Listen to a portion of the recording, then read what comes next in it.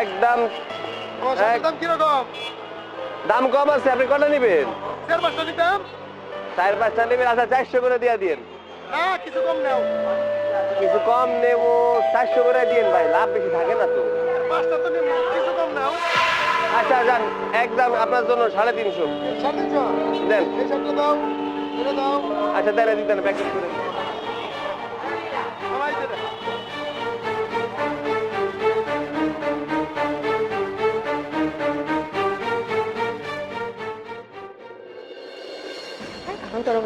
আচ্ছা।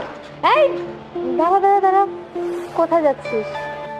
আরে ওকে, তুমি ওকে চিনো? আরে বাবু, তুমি চিনতে পারছো না? এটা তো সেই ছোট লোক, আমার এক্স হাজবেন্ড, তোমার জন্য যাকে আমি ছেড়ে দিই। ও, তাহলে এটাই তোমার সেই এক্স হাজবেন্ড না? হ্যাঁ, হুলিয়া দেখে তো মনে হচ্ছে এখনো ফুটপাতে ঘুরে বেড়াস। সেদিনও তো দেখলাম যে বাইরে ডেকে ডেকে কাপড় চোপড় বিক্রি করছিল। এখনো সে অবস্থা আছে, তাই না? আর চেহারা দেখে তো মনে হচ্ছে অনেক দিন কিছু খাস না। কিভাবে খাবি? তো সেই যোগ্যতাই নেই, না কাজ করতে পারবি না খেতে পারবি। হ্যাঁ, ভালোই হয়েছে যে তোকে ছেড়ে আমি মুন্নাকে চুজ করছি।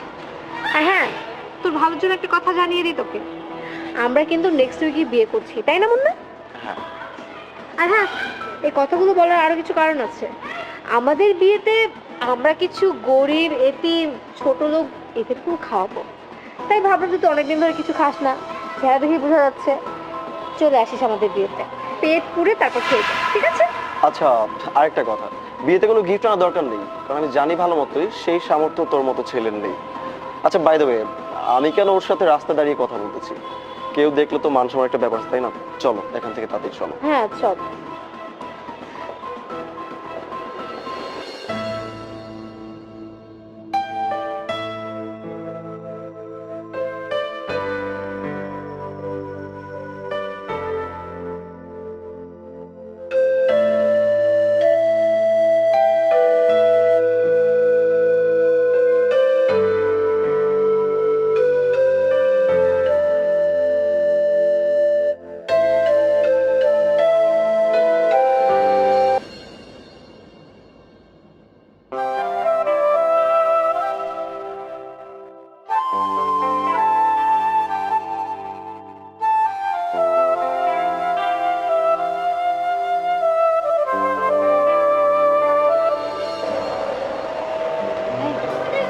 এই দোকানটা অনেক বড়, তাই না? হ্যাঁ, ভালোই বড়, সুন্দর। আমি তো প্রথম আসলাম। আমি তো আজকে প্রথম এসেছি। কত সুন্দর সুন্দর কালেকশন। আচ্ছা, তুমি কি কি নিবা তাড়াতাড়ি নিয়ে নাও, আমার কিন্তু টাইম নেই।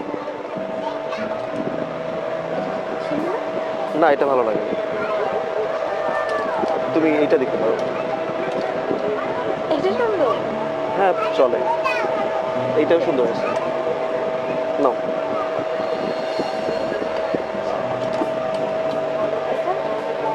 নিতে পারো তোমার ভালো লাগলে, সমস্যা নেই। আচ্ছা, এগুলি আপাতত প্যাক করি, চল। চলো। স্যার আপনাদের প্রোডাক্টটা। বিল কত হয়েছে? স্যার বিল লাগবে না, আমাদের ভিউ পয়েন্টের পক্ষ থেকে এটা আপনাদের জন্য ফ্রি। ফ্রি? কিন্তু কেন? ম্যাম, আজকে মেবি আপনাদের বিবাহ বার্ষিকী, তো আমাদের স্যারের তরফ থেকে এটা আপনাদের জন্য ফ্রি।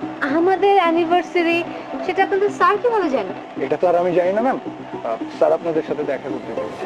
দেখা তো করতেই হবে, কারণ যে আমাদেরকে বিবাহ বার্ষিকী উপলক্ষে এত সুন্দর গিফট করলো, তাকে তো অন্তত একটা ধন্যবাদ দিতে হবে। আচ্ছা বাই দ্য আপনাদের স্যার অফিসটা কোথায়?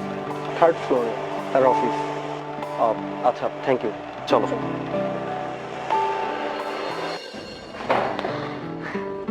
Thank you so much.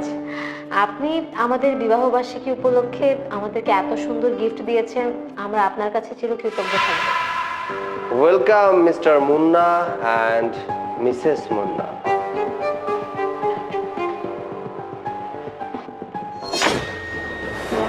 সৈকত, তুমি তুমি এখানে? হ্যাঁ আমি, সরি, সৈকত নয়, স্যার বলতে হয়। কোন শোরুমের মালিকের অফিসে এসে তাকে নাম ধরে না, তাকে স্যার বলে সম্বোধন করতে হয়। এতটুকু ভদ্রতা তো আপনাদের আছে, রাইট? কিন্তু আপনি আপনি এখানে কি করছেন? আর ওই অত বড় শোরুমটা আপনার? আপনি তো ফুটপাতে জামা কাপড় বিক্রি করতেন, আপনি এত বড় শোরুম কিভাবে করলেন? আর তাছাড়া আপনি আমাদেরকে গিফট বা কেন দিয়েছেন? এক্স্যাক্টলি, জেনে শুনে দিয়েছে। সেই ফুটপাতে কাপড় বিক্রেতা আজ শোরুমের মালিক। কি অবাক হয়ে যাচ্ছে? নিশ্চয়ই অবাক হওয়ার কিছু নেই। একটা কথা শুনেছেন না, পরিশ্রম ও সৌভাগ্যের প্রসূতি। মানুষ মানুষ পরিশ্রম করলে সবকিছুই পায়। মানুষ পরিশ্রম করলে সবকিছুই অর্জন করতে পারে, যদি থাকে তার চেষ্টা এবং সততা। আমি বলেছিলাম না, আমার ভাগ্য একদিন বদলাবে, একদিন ঘুরবে।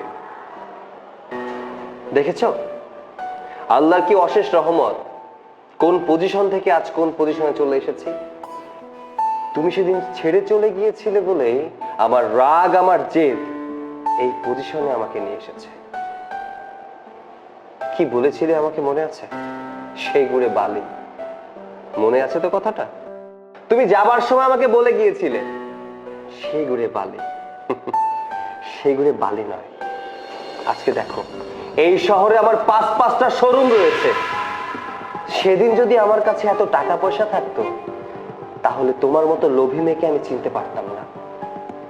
ভাগ্যের কি নির্মম পরিহাস দেখো। তোমাদের অ্যানিভার্সারির পোশাকটাও আমার শোরুম থেকে নিয়েছে।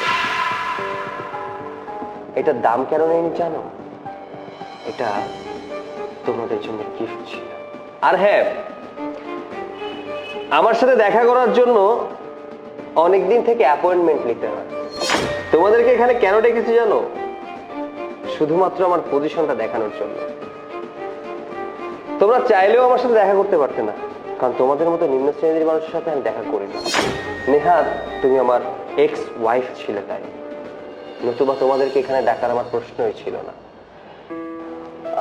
বাই দ্য ওয়ে, আসল কথাই তো বলা হয়নি। আগামী মাসের 31 তারিখে আমার বিয়ের দাওয়াত রইল। আর হ্যাঁ, খবরদার কোনো গিফট আনতে হবে না, কারণ আমাকে গিফট দেওয়ার মতো ক্ষমতা তোমাদের এখনো হয়নি। Please, you may leave.